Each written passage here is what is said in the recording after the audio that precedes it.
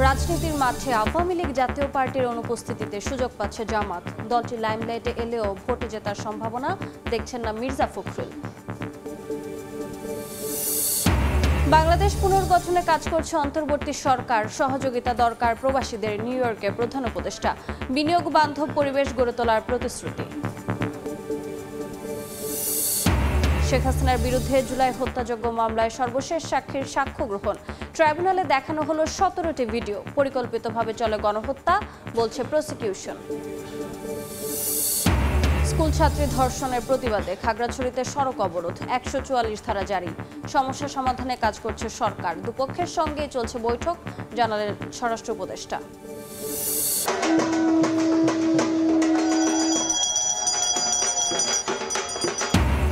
মহাষষ্ঠীতে কল্পারম্ভের মধ্য দিয়ে শারদীয় দুর্গোৎসব শুরু। মণ্ডপে মণ্ডপে ভক্ত দর্শনার্থীর ভিড়। আইনশৃঙ্খলা বাহিনীর 70,000 সদস্য মোতায়েন।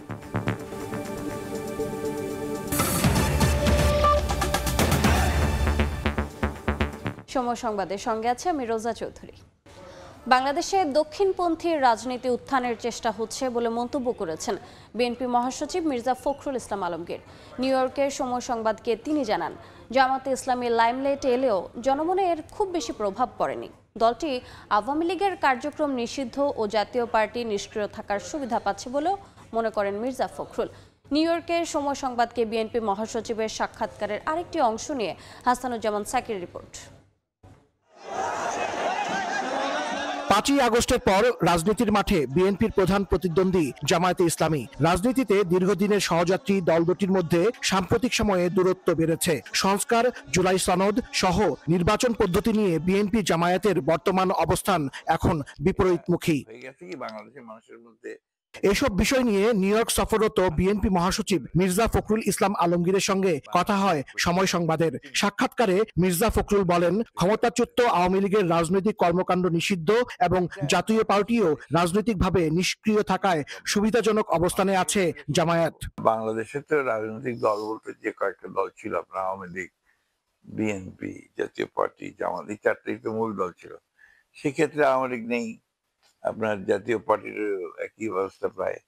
এখন বিএনপি আর জামাত আপনার অত্যন্ত যেভাবে হোক তারা লাইমলাইটে এসে গেছে এখন, এবং আপনার মিডিয়ার বদৌলতে এবং তাদের সাংগঠনিক কর্মকাণ্ডের বদৌলতে তারা একটা জায়গায় পৌঁছানোর চেষ্টা করছে। এটা করবেই তারা, এটাই স্বাভাবিক, আপনার করাটাই স্বাভাবিক। তো সেই ক্ষেত্রে আমার কাছে মনে হয় না যে জনগণের মধ্যে জামাতের যে খুব বেশি প্রভাব বেড়েছে, এটা আমার কাছে মনে হয় না। আমি নিজে মাঠের রাজনীতিবিদ, মাঠে যাতায়াত করি, তাতে বুঝতে পারি যে তার গিয়ে সেখানে খুব বেশি একটা নাই। বৈশ্বিক রাজনীতির গতিপ্রবাহ তুলে ধরে বাংলাদেশেও যে তা থেকে বিচ্ছিন্ন নয় তা স্পষ্ট করেন মির্জা ফখরুল। তবে সেই প্রচেষ্টা ভোটের মাঠে সফল হবে না বলে তার বিশ্বাস। সমস্যা হচ্ছে যে আপনার এখানে, আমি এর আগেও বলেছিলাম যে আপনার একটা সারা পৃথিবীতেই আপনার একটা দেখা যাচ্ছে যে দক্ষিণ পন্থা যারা নিয়ে যারা রাজনীতি করে তাদের একটা উত্থান হচ্ছে আর কি। সেক্ষেত্রে বাংলাদেশে এটা চেষ্টা করা হচ্ছে। আর জামাতের একটা অ্যাডভান্টেজ হচ্ছে, জামাত কিন্তু আপনার it's a very organise political party, regimented political party, এবং সেই সঙ্গে তাদের ফান্ড টান্ডও আছে যথেষ্ট। সুতরাং তারা কাজ ওইভাবে করছে। এটা তাদের জন্য কিছুটা প্লাস পয়েন্ট তো নিঃসন্দেহে। তবে জনগণের কাছে গিয়ে সিলেকশনে পুরোপুরি জিতে যাওয়া, এইরকম কোন অবস্থা আমার কাছে মনে হয় না। জাতিসংঘে প্রধান উপদেষ্টার বক্তব্যের পর নির্বাচন নিয়ে সংশয় কিছুটা হলেও কমেছে বলে মনে করেন মির্জা ফখরুল। মির্জা ফখরুল জানান, সারা দেশে বিএনপির সম্মেলন হচ্ছে, সাংগঠনিকভাবে দল গোছানো হচ্ছে। নির্বাচনের আগে সময় মতোই দলের ভারপ্রাপ্ত চেয়ারম্যান তারেক রহমান দেশে ফিরবেন বলেও জানান বিএনপি মহাসচিব। হাসানুজ্জামান সাকি, সময় সংবাদ, নিউ ইয়র্ক, যুক্তরাষ্ট্র। দেশ পুনর্গঠন প্রক্রিয়ায় অংশ নিতে প্রবাসী বাংলাদেশিদের প্রতি আহ্বান জানিয়েছেন প্রধান উপদেষ্টা professor Mohammad Yunus. NRB connect day উপলক্ষে নিউ ইয়র্কে এক অনুষ্ঠানে সরকার প্রধান বলেন, প্রবাসীরা বাংলাদেশের অবিচ্ছেদ্য অংশ। জুলাই অভ্যুত্থানের পর সৃষ্ট পরিবর্তনগুলো এগিয়ে নিতে প্রবাসীদের গুরুত্বপূর্ণ ভূমিকা পালনের আহ্বান সরকার প্রধানের। নিউ ইয়র্ক থেকে হাসানুজ্জামান সাকির আরেকটি রিপোর্ট। বাংলাদেশ বিনিয়োগ উন্নয়ন কর্তৃপক্ষ বিডার আয়োজনে নিউ ইয়র্কে আয়োজিত এনআরবি কানেক্ট ডের অনুষ্ঠানে যোগ দেন প্রধান উপদেষ্টা ডক্টর মোহাম্মদ ইউনূস। এ সময় করতালি আর স্লোগানে বাংলাদেশের একমাত্র নোবেল জয়ী অর্থনীতিবিদকে স্বাগত জানান প্রবাসীরা। প্রধান উপদেষ্টার বক্তব্যে ঘুরে ফিরে আসে বাংলাদেশের প্রসঙ্গ। 1 বছর আগে কি পরিস্থিতিতে তিনি সরকার গঠন করেছিলেন তা জানান প্রবাসীদের। আমরা প্রত্যেকে নিজে খেলবো, যেটুকু অংশ আমরা পারি সেটুকু অংশ আমরা পালন করবো, তাহলে সরকার প্রধান বলেন, প্রবাসীরা যে যেখানেই আছেন দেশের জন্য কাজ করতে হবে। আপনারা যেমন গুরুত্বপূর্ণ বাংলাদেশের জন্য, তারাও তাদের জন্য, তাদের দেশের জন্য গুরুত্বপূর্ণ। তারা যদি মনে করে হ্যাঁ তাই তো আমরা মাধ্যমে কাজকর্ম করবো, তারা আস্তে আস্তে দেখবে যে রাস্তা খুলে যাচ্ছে। প্রবাসীদের পাঠানো রেমিটেন্সের 21%-এরও বেশি প্রবৃদ্ধি অর্জনে অবদান রাখার জন্য বিদেশে থাকা বাংলাদেশিদের প্রশংসা করেন ডক্টর ইউনূস। দেশের অর্থনৈতিক যে সীমাবদ্ধতা, সেই সীমাবদ্ধতা থেকে আমরা বেরিয়ে যেতে পারবো। আমাদের মনটাও করা হবে, ইন্টারাকশন হবে আশেপাশের দেশের সঙ্গে, এবং আমাদের অর্থনৈতিক থেকে বিরাট গতি সঞ্চার হবে। জাতিসংঘের অধিবেশনের মতোই এই অনুষ্ঠানেও প্রধান উপদেষ্টার পাশে ছিলেন সফরসঙ্গী বিএনপি, জামায়াত ও এনসিপির নেতারা। তারা বাংলাদেশ প্রশ্নে সবাইকে এক থাকার ওপর জোর দেন।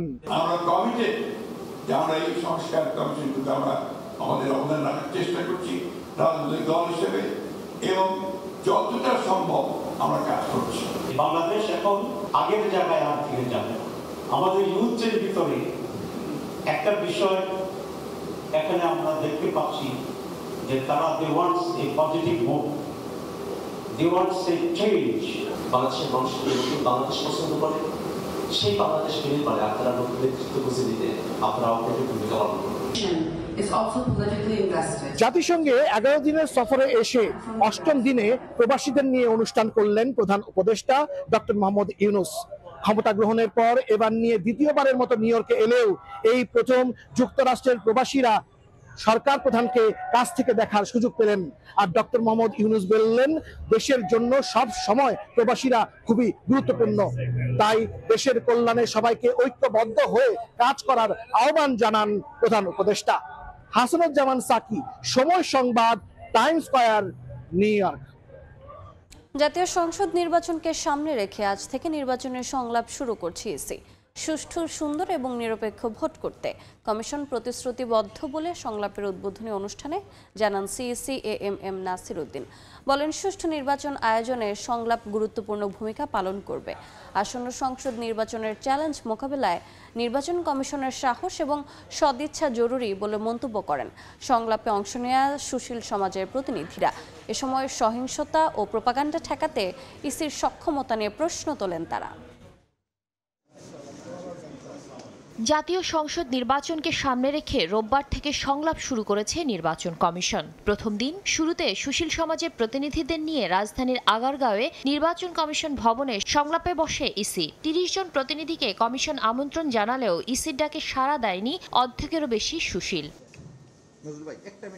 ৩০ জনের মধ্যে মাত্র ১৩ জন সুশীল এবং বুদ্ধিজীবী কমিশনের সংলাপে অংশগ্রহণ করেন। সিইসি সভাপতিত্বে সংলাপ শুরু হলে ভোটের এবং নির্বাচন কমিশনের নানা চ্যালেঞ্জের কথা তুলে ধরে ইসিকে স্বাধীন ও স্বচ্ছ হবার পরামর্শ দেন তারা। এই নির্বাচনেও সেই বাছাইয়ের ক্ষেত্রে যদি কোনো ব্যত্যয় ঘটে, তাহলে কিন্তু নির্বাচন কমিশনকে শুধু কঠিন অবস্থার মধ্যে পড়তে হবে না, আগামী নির্বাচন যথেষ্ট প্রশ্নবিদ্ধ হবে এবং সেই নির্বাচন নিয়ে যে জনগণের আকাঙ্ক্ষা তার বিপরীতে যাবে। যে এই সরকার প্রকৃত অর্থে একটি অবাধ, নিরপেক্ষ, সুষ্ঠু, স্বচ্ছ নির্বাচন চায় কিনা সে ব্যাপারে নিশ্চিত করতে হবে। সুষ্ঠু, অবাধ ও নিরপেক্ষ নির্বাচনের জন্য কমিশনের নৈতিকতা জরুরি। দল মতের ঊর্ধ্বে উঠে নির্বাচন কমিশনকে নিরপেক্ষ এবং সাহস দেখানোর আহ্বান জানান তারা। আমাদের পক্ষ থেকে তো প্রত্যাশা থাকবে অন্তর্বর্তী সরকার, বলা হচ্ছে জনগণের সরকার, তাহলে তারা জনগণের নিশ্চয়ই প্রত্যাশা পূরণ করবেন। পরে সমাপনী বক্তব্য দেন সিইসি। বলেন, আইন অনুযায়ী সুষ্ঠু, সুন্দর, নিরপেক্ষ ভোট করতে প্রতিশ্রুতিবদ্ধ কমিশন। আমরা এবার এটা অ্যাড্রেস করবো ইনশাআল্লাহ, সবাই ভোটের ব্যবস্থা করবো। এই আরেকটা উদ্যোগ আমরা নিয়েছি। আইটি সাপোর্টেড পোস্টাল ব্যালটের মাধ্যমে অনেক পরীক্ষা নিরীক্ষা করে আমাদের অনেক এক্সপার্টদের ওপিনিয়ন নিয়ে আমরা একটা অপশন বের করেছি। এই নির্বাচন অনুষ্ঠানটা সুষ্ঠুভাবে সুন্দরভাবে করার জন্য যা যা প্রস্তুতি নেওয়া দরকার এই ক্ষেত্রে আমরা অনেক এগিয়ে গেছি। সুষ্ঠু সুন্দর বিশ্বাসযোগ্য নির্বাচন দিতে প্রতিশ্রুতিবদ্ধ। দুপুর 2:30টায় শিক্ষাবিদদের সঙ্গে সংলাপে বসবে কমিশন। এতে প্রায় 20 জনকে আমন্ত্রণ জানিয়েছে নির্বাচন কমিশন। শাতিলা শারমিন, সময় সংবাদ, ঢাকা। আগামী জাতীয় নির্বাচন সুষ্ঠু ও নিরপেক্ষ করতে নির্বাচন পর্যবেক্ষণের পাশাপাশি ইউরোপীয় ইউনিয়নের প্রতিনিধি দলের কাছে কারিগরি সহায়তা চেয়েছে জামায়াতে ইসলামী। দুপুরে বসুন্ধরা আবাসিক এলাকায় দলটির আমির ডাক্তার শফিকুর রহমানের সঙ্গে সাক্ষাৎ করতে যান ইইউ প্রতিনিধি দল। ফেব্রুয়ারিতে জাতীয় নির্বাচনে জামায়াতের অবস্থান বিষয়ে জানতে চান তারা। জামায়াতের পক্ষ থেকে জানানো হয় ফেব্রুয়ারিতেই নির্বাচন চান তারা। নির্বাচন নিরপেক্ষ করার ব্যাপারে যদি আপনারা সম্পূর্ণ পেশাদারিত্ব এবং নিরপেক্ষতা অবলম্বন করেন এবং এই নির্বাচনকে সুন্দর করার জন্য কারিগরি সহযোগিতা করেন, এবং ওনারা আশাবাদ ব্যক্ত করেছেন যে আগামী মাসে ওনারা আরেকবার দেশে আসবেন এবং নির্বাচনের তফসিল ঘোষণার আগেই আরও বিভিন্ন বিষয়ে বিভিন্ন দল এবং স্টেক হোল্ডারের সঙ্গে ওনারা আরও কিছু ঘনিষ্ঠভাবে মত বিনিময় করবেন। সাবেক এমপি হাজী সেলিমের আজিমপুরের বাসায় অভিযান চালিয়ে 6টি গাড়ি জব্দ করেছে যৌথ বাহিনী। বিস্তারিত জানাতে সেখানে আছেন সহকর্মী রায়দুল শুভ। সরাসরি যাচ্ছি তার কাছে। রায়দুল, রাজধানীর আজিমপুরের যে হাজী সেলিমের ভবনটি রয়েছে সে ভবনের মূল ফটকটিতে ঠিক আছি। এখানে সেনাবাহিনী সহ যৌথ বাহিনীর সদস্যরা এই মুহূর্তে অভিযান চলমান রেখেছে। দুপুর 12টার কিছু সময় পরে তারা মূলত এই ভবনটি প্রথমে ঘিরে রাখে এবং এরপরে সেখানে প্রবেশ করে এই ভবনটির বেসমেন্ট থেকে মোট 6টি এখন পর্যন্ত সবচেয়ে যতটুকু আমরা জানতে পেরেছি যে 6টি বিলাসবহুল গাড়ি উদ্ধার করা হয়েছে এবং সেই গাড়িগুলো আসলে মূলত তাদের নাম্বার প্লেটগুলো দেখে যাচাই বাছাই করে বা এই ভবনটিতে অন্য কোনো সদস্য আওয়ামী লীগের কোনো নেতাকর্মী এখানে অবস্থান করছেন কিনা বা করেছিলেন কিনা সে বিষয়গুলো কিন্তু হচ্ছে যে খতিয়ে দেখছে বা ঘেটে দেখছেন বলে আমরা যেমনটা সেনাবাহিনীর পক্ষ থেকে জানতে পেরেছি। এবং এর পাশাপাশি এখন পর্যন্ত কিন্তু ভবনটি দায়িত্বে থাকা যিনি ম্যানেজার রয়েছেন তাকে কিন্তু আটক করেছে এবং তাকে জিজ্ঞাসাবাদ করা হচ্ছে এই সকল সংশ্লিষ্ট বিষয়গুলোতে। এবং এই ভবনটি আসলে উনার বা আসলে যে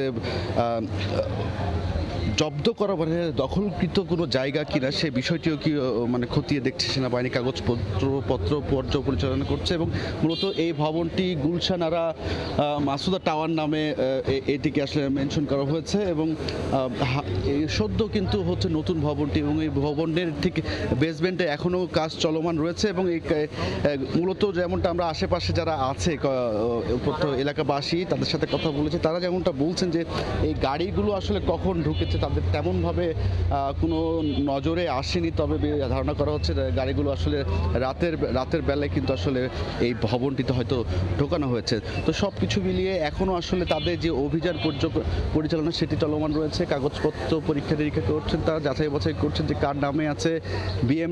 এটার মধ্যে আমরা যতটুকু খবর পেয়েছি যে BMW নামে একটি মডেল একটি গাড়ি, বিলাসবহুল গাড়ি, সেটিও আছে এই 6টি গাড়ির মধ্যে। এবং এই ভবনে অন্য কোনো আওয়ামী লীগের নেতাকর্মী অবস্থান করছে কিনা এবং এই বাসাটি আসলে দখলকৃত কিনা সব কিছু মিলে এই বিষয়গুলো আসলে পর্যালোচনা করছে বা যাচাই বাছাই করছেন কাগজপত্র দেখে যৌথ বাহিনীর। তো এই মিলিয়ে সব কিছু মিলিয়েই ছিল আমার কাছে আজিমপুর থেকে সবশেষ। সরাসরি যুক্ত ছিলাম রাজধানীর আজিমপুরে। সময় সংবাদে আরও থাকছে। হেফাজতে নির্যাতনের অভিযোগে মাদারীপুরের রাজৈর থানার পরিদর্শকের বিরুদ্ধে মামলার নির্দেশ। নিঃশর্ত ক্ষমা চেয়ে রিভিশন দাখিল, বিচার দাবি ভুক্তভোগীর পরিবারের। খাগড়াছড়িতে স্কুল ছাত্রী ধর্ষণের বিচারের দাবিতে অনির্দিষ্টকালের জন্য সকাল সন্ধ্যা সড়ক অবরোধ চলছে। আইনশৃঙ্খলা পরিস্থিতি নিয়ন্ত্রণে রাখতে 144 ধারা জারি করেছে প্রশাসন। সকাল থেকে জেলা শহর ও শহরতলিতে সব ধরনের যান চলাচল বন্ধ রয়েছে। ছেড়ে যায়নি কোনো দূরপাল্লার বাস। এছাড়া সাধারণ মানুষও বাসাবাড়ি থেকে বের হতে পারছেন না। তবে সাজেকে আটকে পড়া প্রায় 2147 পর্যটককে শনিবার রাতে সেনাবাহিনীর বিশেষ নিরাপত্তায় ঢাকার উদ্দেশ্যে পাঠানো হয়েছে। সকালে আইন শৃঙ্খলা নিয়ে বিশেষ সভা করেছে পার্বত্য জেলা পরিষদ। খাগড়াছড়িতে ধর্ষণের ঘটনাকে কেন্দ্র করে সৃষ্ট সমস্যা সমাধানে কাজ করছে সরকার। এ নিয়ে পার্বত্য চট্টগ্রাম বিষয়ক উপদেষ্টা সব পক্ষকে নিয়ে বৈঠক করেছেন বলে জানিয়েছেন স্বরাষ্ট্র উপদেষ্টা জাহাঙ্গীর আলম চৌধুরী। দুর্গাপূজা নিয়ে কোনো নিরাপত্তা শঙ্কা নেই বলেও জানান তিনি। কি রকমের তথ্য আছে ওইটা তো আপনার ওই মিডিয়ায় দেন, আপনার থেকে আমরা পাই। ওই অনেক সময় দেখেন একটা জায়গায় কোনো ঘটনা ঘটে নাই, তারা একটা দেয় কেন আপনারা ওই যে কি বলে এই কালী মন্দির আমি পরিদর্শনের সময় বলে নাই যে পঞ্চগড়ে ঠাকুরগাঁয়ে বিভিন্ন জায়গায় এই সময় প্রত্যেকটা ওনারা ইন্সপেকশন করে দেখছে যে প্রত্যেকটা তথ্যই মিথ্যা। সময় সংবাদে আরো থাকছে। রাতে এশিয়া কাপের ফাইনালে প্রথমবারের মতো ভারত পাকিস্তান মহারণ। নবম শিরোপায় চোখ টিম ইন্ডিয়ার, প্রতিশোধের লক্ষ্য ম্যান ইন গ্রিনের। পুলিশ হেফাজতে 3 যুবককে নির্যাতনের প্রমাণ পাওয়ায় মাদারীপুরের রাজৈর থানার পরিদর্শক সঞ্জয় কুমার ঘোষ সহ সংশ্লিষ্টদের বিরুদ্ধে মামলার নির্দেশ দিয়েছেন আদালত। একই সঙ্গে পুলিশ সুপারকে এই বিষয়ে ব্যবস্থা নেওয়ার নির্দেশও দেওয়া হয়েছে। যদিও আদালতে নিঃশর্ত ক্ষমা চেয়ে রিভিশন দাখিল করেছেন অভিযুক্ত 2 পুলিশ কর্মকর্তা, আর দোষীদের বিচার দাবি করেছেন ভুক্তভোগীর পরিবার। সঞ্জয় কর্মকার অভিজিতের রিপোর্ট, ছবি তুলেছেন শাহাদাত আকন। গত 17 সেপ্টেম্বর রাতে মাদারীপুরের রাজুর পৌরসভার সরমঙ্গল এলাকায় মাদক উদ্ধারে যায় পুলিশ। নেতৃত্ব দেন রাজুর থানার পরিদর্শক সঞ্জয় কুমার ঘোষ, সঙ্গে ছিলেন উপপরিদর্শক তরিকুল ইসলাম, AHM কামরুজ্জামান, উপসহকারী পরিদর্শক জাহিদুল ইসলাম। ফল বিক্রেতা ইলিয়াস খালাসি, দুবাই প্রবাসী সুজন মোল্লা ও শ্রমিক সুমন খাকে আটক করা হয়। তাদের কাছ থেকে 50 পিস ইয়াবা উদ্ধারের দাবি করে পুলিশ। পরদিন উপপরিদর্শক AHM কামরুজ্জামান বাদী হয়ে রাজুর থানায় মাদক আইনে মামলা করেন। পরে আদালতে হাজির করা হলে 3 আসামিকেই কারাগারে পাঠানোর নির্দেশ দেন বিচারক। এর আগে আসামি পক্ষ থেকে অভিযোগ তোলা হয় গ্রেপ্তার 3 জনকে থানায় শারীরিক নির্যাতন করা হয়েছে। তাদের শরীরে জখম দেখে চিকিৎসার নির্দেশ দেন বিচারক। নির্যাতনের সত্যতা পাওয়ায় মেডিকেল রিপোর্ট আদালতে জমা দেন civil surgeon doctor Mohammad Shariful Abidin Kamal. এরই প্রেক্ষিতে 25 September senior judicial magistrate Mohammad Eliam Hossain অভিযুক্ত পুলিশ কর্মকর্তাদের বিরুদ্ধে মামলার নির্দেশ দেন। বন্দুকের ঘাড়া দিয়া বাইরে সে লাঠি দিয়ে আঘাত করছে, এরকম পরে আমরা ওষুধও দিছি, হ্যাঁ ওষুধও মনে করেন আমাকে দিতে দেয় নাই। বুঝতে দিয়ে লাঠি দিয়েছে, পাউডা পাড়াই মাইডের পা ফুলে ইলিয়াস রে পিড়াইছে, আবার থানায় নিয়ে বলে মারছে। যারা যারা জেলে আছে ওদের মুক্তি চাই, আর যারা যারা অন্যায় করছে তাদের বিচার চাই। বিষয়টি জানাজানি হলে জেলা ও দায়রা জজ আদালতে নিঃশর্ত ক্ষমা চেয়ে রিভিশন দাখিল করেন অভিযুক্ত পুলিশ কর্মকর্তারা, যার শুনানি আগামী মঙ্গলবার। নিঃশর্ত ক্ষমা চেয়ে এটা প্রেয়ার দিছে, আর ওই যে আদেশটা দিছে আমাদের বিচারক মহোদয়, ওইটার এগেনস্টে ওরাটা রিভিশন করছে। মারপিট করা হয়েছে এবং তাকে মামলা নেওয়ার জন্য একটা নির্দেশ দিচ্ছেন এসপি মহোদয়কে। যেহেতু এই অর্ডারের এগেনস্টে একটা রিভিশন হয়েছে, ওইটা আপাতত হিয়ারিং এর জন্য আছে। আর আমরা যতটুকু শুনেছি যে মারপিট করেছে এই মর্মে একটা অভিযোগ করছে। এদিকে পুলিশের দায়ের করা মাদক মামলাটির তদন্তের দায়িত্বে আছেন থানার উপপরিদর্শক মোস্তফা কামাল। সঞ্জয় কর্মকার, অভিজিৎ, সময় সংবাদ, মাদারীপুর। শারদীয় দুর্গোৎসবের মহাষষ্ঠী আজ। এই মুহূর্তে সিলেটে আছেন সহকর্মী ইকরামুল কবির, সরাসরি চলে যাচ্ছে তার কাছে। ইকরাম, আমি এই মুহূর্তে আছি সিলেট নগরীর মাছুদিঘির পাড়, এবং মাছুদিঘির পাড়ের ত্রিনয়নী সার্বজনীন পূজা কমিটির পক্ষ থেকে এই যে দুর্গা পূজার যে আনুষ্ঠানিকতা শুরু, সেই আনুষ্ঠানিকতা শুরু করেছেন। এবং আজকে বেলষষ্ঠীর মধ্য দিয়ে দুর্গা পূজার মূল যে আনুষ্ঠানিকতা, সেই মূল আনুষ্ঠানিকতা আজকেই শুরু হয়েছে। এবং চক্ষুদান হবে সন্ধ্যার পরে। চক্ষুদান পরপরই সন্ধ্যার পর থেকে যেই জাঁকজমকপূর্ণ যেই দুর্গা উৎসবের আনুষ্ঠানিকতা যেটা বলা যায়, সেটাই আজকে থেকে শুরু হবে। যে বিভিন্ন সনাতন ধর্মাবলম্বীদের সবচেয়ে বড় উৎসব এটি, ধর্মীয় উৎসব, এবং তারা আজকে নতুন কাপড় পরে তাদের এই দুর্গা উৎসবে বিভিন্ন মণ্ডপে মণ্ডপে ঘুরে বেড়াবে। বলে রাখা প্রয়োজন যে সিলেটে আজকে বা এবার 618টি জেলা এবং মহানগর মিলে 618টি পূজা মণ্ডপের আয়োজন করা হয়েছে। তার মধ্যে 163টি হচ্ছে কি মহানগরী এবং 455টি হচ্ছে কি 13টি উপজেলা, অর্থাৎ জেলা 13টি উপজেলার। প্রত্যেকটি পূজা মণ্ডপে সিসি ক্যামেরা স্থাপন করা হয়েছে। পর্যাপ্ত পরিমাণে আনসার, পুলিশ থাকবে এবং সেনাবাহিনীর সদস্যরা টহলে অবস্থা থাকবে, বিজিবিও থাকবে। মোটামুটি বলা যায় আনন্দ ঘন পরিবেশে যাতে করে দুর্গা পূজা সম্পন্ন হয়, সেদিকে প্রশাসনের পক্ষ থেকে মুহুর্মুহু মিটিং করা হয়েছে, বারবার সভা সমাবেশ করেছে বিভিন্ন স্তরের জনগণকে নিয়ে, মানুষদেরকে নিয়ে, বিভিন্ন শ্রেণী পেশার মানুষদেরকে দিয়ে এবং ধর্মীয় যারা নেতা আছে তাদেরকে নিয়ে এই সভা করে, যাতে করে প্রতিবারের মতন এবারও শান্তিপূর্ণভাবে দুর্গাপূজা অনুষ্ঠিত হয় সেই ব্যাপারে প্রশাসনের পক্ষ থেকে সর্বাত্মক ব্যবস্থা নেওয়া হয়েছে। এবং বলে রাখা প্রয়োজন যে সিলেটে প্রতিবার অত্যন্ত শান্তিপূর্ণভাবে এবং সৌহার্দ্যপূর্ণ পরিবেশে প্রত্যেকটা পূজা বা প্রত্যেকটা আনুষ্ঠানিকতা সম্পন্ন হয়। এবারও সেই ধরনের আশা নিয়েই প্রশাসন তার ব্যবস্থা নিয়েছে। মোটামুটি এই ছিল মাসুদিগির পার ত্রিনয়নী সার্বজনীন দুর্গা উৎসব কমিটির পক্ষ থেকে যে পূজা মণ্ডপের আনুষ্ঠানিকতা শুরু হচ্ছে কিছু সময় পর থেকে, তার সবশেষ খবর। সরাসরি যুক্ত ছিলাম সিলেটে। এবারে দেশের বাইরের খবর। যুক্তরাষ্ট্রের অ্যারিজোনা অঙ্গরাজ্যে ভয়াবহ বন্যায় অন্তত 4 জনের মৃত্যু হয়েছে, নিখোঁজ রয়েছেন কয়েকজন। বন্যার পর গ্লোব শহরে জরুরি অবস্থা জারি করা হয়েছে। স্থানীয় সময় শুক্রবার বৃষ্টিতে অঙ্গরাজ্যটির 2টি শহরের বহু এলাকা প্লাবিত হয়। 2 জনের মরদেহ উদ্ধার হয়েছে একটি গাড়ি থেকে, বাকিদের মরদেহ বন্যার পানিতে ভাসতে থাকা অবস্থায় পাওয়া যায়। এবারে খেলার খবর। এশিয়া কাপের ইতিহাস গড়া ফাইনালে আজ ভারত পাকিস্তান মহারণ। ফাইনাল ব্যাটেলের আগে অনুশীলন করেনি টিম ইন্ডিয়া। অন্যদিকে বড় শটের মহড়ায় নিজেদের ঝালিয়ে নিয়েছে পাকিস্তান। ভারতের নবম নাকি পাকিস্তানের 3য় শিরোপা? দুবাইয়ে উত্তর মেলানোর লড়াই শুরু বাংলাদেশ সময় রাত 8:30টায়। বিস্তারিত জানাচ্ছেন সাব্বির মিথুন। এশিয়া কাপের 41 বছরের ইতিহাসে এমনটা কখনোই হয়নি। 16 আসরে 2 চিরপ্রতিদ্বন্দ্বী লড়েনি ফাইনালের মঞ্চে। এমনই এক ক্ষণ অপেক্ষা করছে এবার রোববার high voltage Bharat Pakistan final. পরিসংখ্যানে পিছিয়ে পাকিস্তান। শেষবার এই ফরম্যাটে ভারতকে হারানোর স্মৃতির বয়স 3 বছর পেরিয়ে গেছে। এরপর টানা 4 ম্যাচে হার। এই টুর্নামেন্টে খেলা 2 ম্যাচে তো পাত্তাই পায়নি সালমান আঘার দল।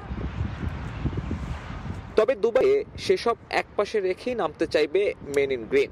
আনপ্রেডিক্টেবল পাকিস্তান অনুশীলন করেছে ফুরফুরে মেজাজে। পাক অধিনায়কের দাবি ফাইনালে চাপে থাকবে ভারতীয়রাও। দুই দলের উপর সমান চাপ থাকবে। ফাইনালের আলাদা একটা চাপ তো আছেই। আমরা চেষ্টা করব সেরাটা দেওয়ার। যারা কম ভুল করবে তারাই ম্যাচ জিতবে। আমরা চেষ্টা করব ফাইনালে যাতে ভুল কম হয়। আইসিসি একাডেমিতে যখন ঘাম ছড়িয়েছে পাকিস্তান, তখন হোটেল বন্দি সময় পার করেছে টিম ইন্ডিয়া। শ্রীলঙ্কা ম্যাচের ধকল কাটাতে অনুশীলনে নামেনি সূর্যা কুমারের দল। এমনকি গণমাধ্যমের মুখোমুখিও হয়নি দলের কোনো সদস্য। আগের দিনের পোস্ট ম্যাচেই সে কাজ সেরে রাখে মেন ইন ব্লু। খেলোয়াড়দের সংগঠিত করার জন্য আলাদা পুল সেশন আছে। বড় ম্যাচের জন্য মানসিকভাবে প্রস্তুত হতে মেসেজ নিতে পারবে তারা। এটি দ্রুত নিজেদের চাপ মুক্ত করা ও স্মার্ট ক্রিকেট খেলার কৌশল। ম্যাচের আগে কোনো অনুশীলন থাকছে না। টি-20তে 2 দল মোট 15 বার মুখোমুখি হয়েছে। 12 জয় ভারতের, 3 বার হেসেছে পাকিস্তান। তবে সে 3 জয়ের 2টোই এসেছে এই দুবাই ইন্টারন্যাশনাল স্টেডিয়ামে। পাকিস্তান দলের সামনে আপাতত এই একটাই অনুপ্রেরণা। আরো একটা ভারত পাকিস্তান ম্যাচ, একটা বিগ ফাইনাল। গ্রুপ পর্ব কিংবা সুপার 4-এ কে হেরেছে, কে কাকে হারিয়েছে, সেসব সমীকরণ ভুলে যাওয়া যাবে এই একটা ম্যাচ জিতলে। পাকিস্তান দল তেমনটাই চাচ্ছে।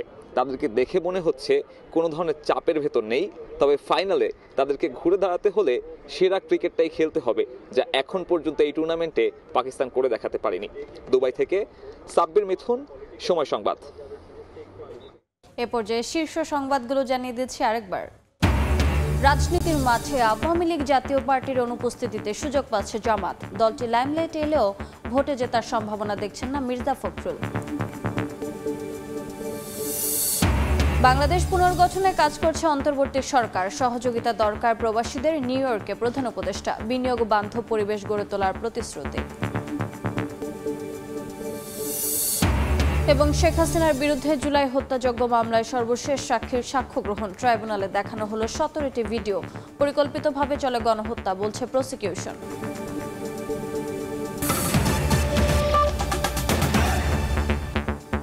এই ছিল সময় সংবাদে। আন্তর্জাতিক সময় নিয়ে ফিরছি কিছুক্ষণ পর। সঙ্গে থাকুন সময়ের।